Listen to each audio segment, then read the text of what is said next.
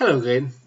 In the last video, I talked a bit about and presented evidence to you about the idea that at times and places that seem to have been associated with heightened degrees of creativity, that it might be the social support available to people who are being creative that helps persuade them to be creative, where in other environments perhaps they wouldn't. I mean, this is not too much of a stretch, I don't think, because it's really just the application of normal kind of behavioral psychology, really. You know, you want your kid to do something, you support them and praise them. You don't want them to do something, and you do quite the opposite. And on the one hand, a lot of us, I think we all enjoy some aspect of the products of creativity, whether it's music, whether it's movies. We chuckle at a well-made advertisement on TV, all sorts of different ways in which creativity shows itself. On the other hand, it does require positive support from the environment in order to make that happen, because creativity is actually inherently, it's a cousin of anarchism. It is a behavior which is designed to upset the norms, upset the existing status quo. That's really what creativity is all about, because it is doing something, thinking about something, creating something which is new, which is different. So anything that introduces the notion of something different has got inherent dangers applied to it. If we are working for a business and we sort of see a way in which something can be done differently, and it all goes wrong and blows up in our face, then we might question whether or not we should have taken that risk. So associated with creativity, you've got these very negative possible outcomes. So in order to balance that, I think it's not unreasonable to assume that you get maximum creativity when society accepts the fact that, okay, we've got a great composer here, but you know what, sort of one in every 5 pieces of music I don't really like. Although I'm paying him to be the composer, I have to accept that not all his pieces are going to be to my taste, and I simply won't use them. So those are the kinds of things. Now, one of the things that I want to look at very briefly is how this positive social support actually impacts not the level of creativity, but the type of creativity. Now, the reason I want to look at that is because a strong degree of social support, if you like, the generation of social norms that actually support creativity, that suggests a fairly tight-knit kind of society.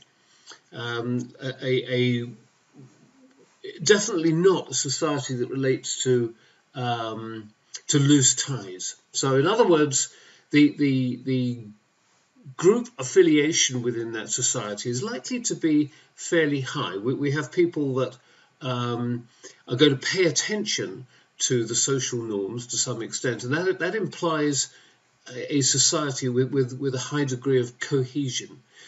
Now, in a group where there is a tight degree of cohesion, 2 things are happening. One is you've got lots of support. One is you've got support in all sorts of different ways. If you have a look at some of the kind of groups that still exist around us today, people like the Shriners, groups like, for instance, the Masons. I don't know too much about the Masons, but I've had several friends that have been Masons, and one of their tenets is that if a member of that particular group is suffering on hard times, then it is expected that the others will kind of club together and be a bit supportive in those circumstances. So, a group with a high degree of cohesion is acting like a bit of an extended family. Now, in that kind of extended family group, you would imagine that if you take an action which is not particularly supported by the group, not favoured by the group, that the consequences of that are going to be much more important to you than if you were to take a similar action in an environment where people were not particularly tightly knit together. Because clearly somebody's view matters to you much more if you're closely related to them than if you barely know them. So you're going to be much more, as it were, manipulated by social norms if that group is very tight-knit. And so it's not unreasonable then to say, in the context of creativity, which is, as I've just said, a disruptive behavior, that if you want to express creativity in a tightly knit group, that it would be a very good idea to be doing that in a way that causes the minimum upset to the group. Now, where I'm going with this is that if you look back through relatively recent history, I mean in the past sort of few hundred years, you'll find that most of the quantum leap creativity, the big C creativity, has happened in the West and not in the East. And in the West, most of our societies are actually very individualist, as opposed to most of the societies in Asia are collectivist. And collectivist societies in general have a much higher degree of cohesion. So if you look at almost any field, really, if you look at sort of music, you've got the 13-note scale, which came from Europe. If you have a look at the world of painting, things like pointillism and cubism, they came from Europe. All sorts of quantum leap. I mean, you could go to the iPod. You could go to almost all of the technological quantum leaps have come from the West.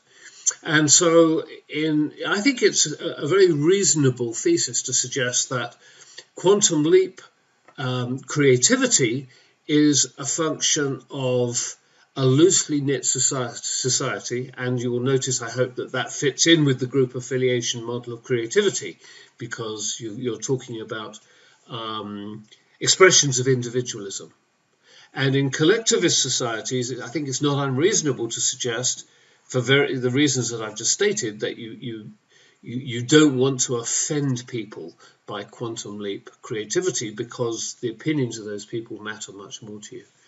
That in collectivist societies, you have a much more evolutionary process going on in terms of creativity. I'll give you one example of this. When I was traveling in India, there is a type of dance that happens in the southwest corner of India. It's called Kathakali dance, and it's been going on for way longer than anybody has managed to trace.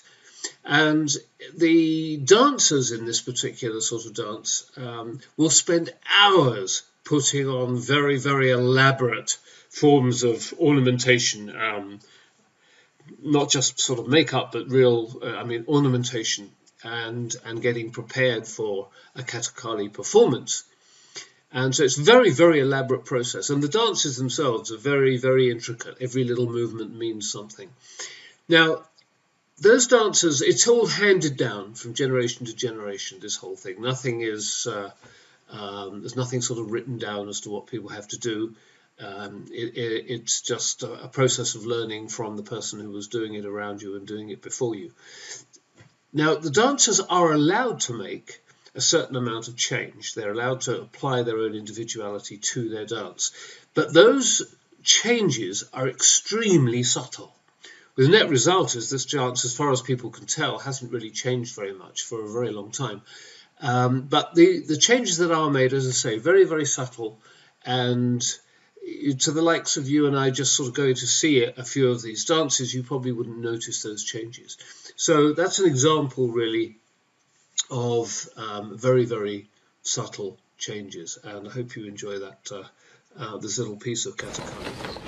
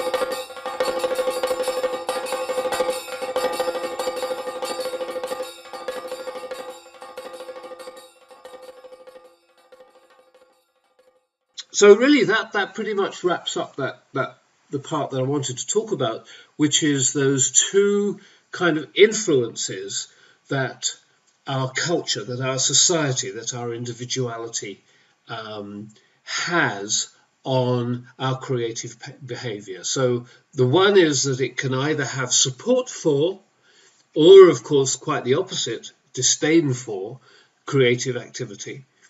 In general, so the amount of generation of new ideas can be impacted by the social norms. But the other thing that is impacted by the social norms here is the type of creativity, whether we're talking about quantum leap to creativity or just small c, very subtle evolutionary creativity. Thank you.